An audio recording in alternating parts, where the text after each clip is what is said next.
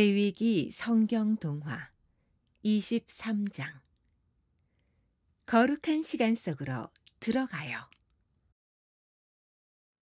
타닥 타닥 모닥불 위에 양고기가 맛있게 구워지고 있어요. 이스라엘 진영 전체가 양고기 냄새로 가득합니다. 오늘은 이스라엘의 절기 6월절입니다. 이것은 이스라엘 사람들이 6월절에 먹는 음식입니다. 그들은 6월절이 되면 구운 양고기와 무교병, 쓴 나물을 먹으며 거룩한 모임을 가집니다. 아이싸! 아빠, 무슨 나물이 이렇게 써요? 우리는 왜 꼭 6월절마다 이 쓴나물을 먹어야 해요? 막내의 물음에 아빠가 대답합니다. 나물이 좀 쓰지. 우리가 6월절마다 왜 이 음식들을 먹는지 아빠가 알려주마. 이스라엘이 애굽을 떠나온 지도 벌써 30년이 돼가는구나. 아빠가 너희들만 할 때 하나님께서 우리 민족을 애굽에서 나오게 하셨지. 그날은 고기를 푹 삶을 시간도 누룩으로 빵을 부풀릴 시간도 없었단다.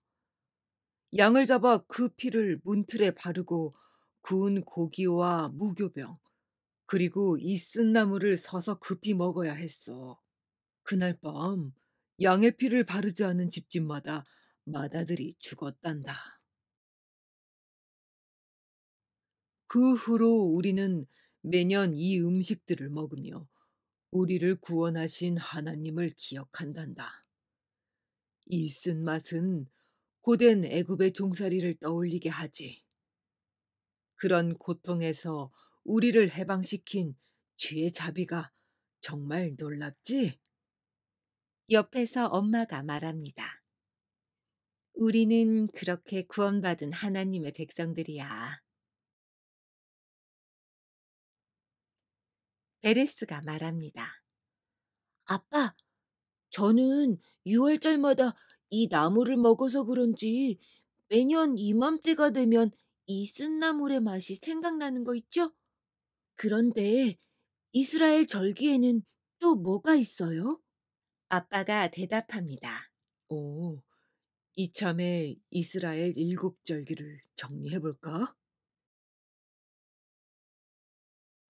첫째 절기는 오늘과 같은 6월절이고, 둘째 절기는 내일부터 시작되는 무교절이란다. 무교절은 7일 동안 계속되는데, 이 기간에는 절대 누룩을 먹어선 안 된다. 누룩을 먹는 사람은 백성 중에서 끊어진다고 주께서 말씀하셨거든. 무교절 기간의 첫날과 마지막 날은 거룩한 모임으로 모이고 음식을 준비하는 일 말고는 아무 일도 하면 안 된다. 셋째 절기는 우리가 곧 들어갈 가나안 땅에서 지키게 될 절기란다. 가나안 땅에 정착하면 농사를 짓겠지? 그때 첫 제물로 수확한 보리 한 단을 여호와 앞에 흔들어 바치는 절기가 바로 조실절이란다. 넷째 절기 역시 가나안 땅에 들어가 지키게 될 절기인데 초실절부터 7주를 꼭 차게 세어 밀을 수확할 때 지키는 오순절이야. 오순절에는 수확한 밀로 만든 유교병 2개를 가져와 여호와께 흔들어 바쳐야 한단다. 다섯째 절기는 나팔절로 새해 첫날인 7월 1일에 나팔을 불며 한 해를 시작하지. 이날은 완전한 안식일로 지키기 때문에 아무 일도 하지 않고 여호와께 화제를 드린단다. 여섯째 절기는 대속죄일로 매년 7월 10일에 지킨단다. 이날은 평소 속죄 제사로 해결되지 못하는 모든 죄가 용서받는 날로 온 이스라엘 백성들이 금식을 하지. 마지막 일곱째 초막절도 가나안에 들어가 지키게 될 절기란다. 우리가 가나안에 정착하면 더 이상 이런 임시 장막이 아니라 실제 집을 짓고 살겠지? 그렇더라도 조막절이 되면 종려나무 가지와 버드나무 가지로 장막을 만들게 될 거야. 거기서 일주일을 살면서 이곳 광야 생활을 되돌아보며 땅을 주신 하나님께 감사하는 시간을 보내게 될 거란다.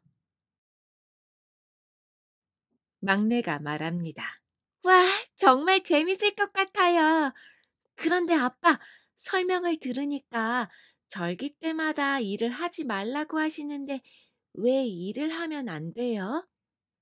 음, 우리가 무엇을 기념하려면 생각을 해야 하는데 일을 하다 보면 생각을 하기가 어렵잖니? 성막이 하나님을 만나는 거룩한 장소인 것처럼 절기는 하나님을 만나는 거룩한 시간이란다. 모든 일상을 멈추고 그 거룩한 시간 속으로 들어가 우리에게 은혜를 베푸신 하나님을 만나는 거지. 또 절기를 지키는 우리의 모습을 보고 세상 사람들은 거룩한 하나님을 보게 된단다. 베레스가 말합니다. 와, 절기에 그런 뜻이 있었다니. 거룩한 시간 속으로 들어간다는 말을 들으니까 마치 시간 속에 또 다른 공간이 있는 것 같아요. 엄마가 말합니다. 그럼 지금 우린 애굽을 떠나던 그날로 시간 여행을 온 거네.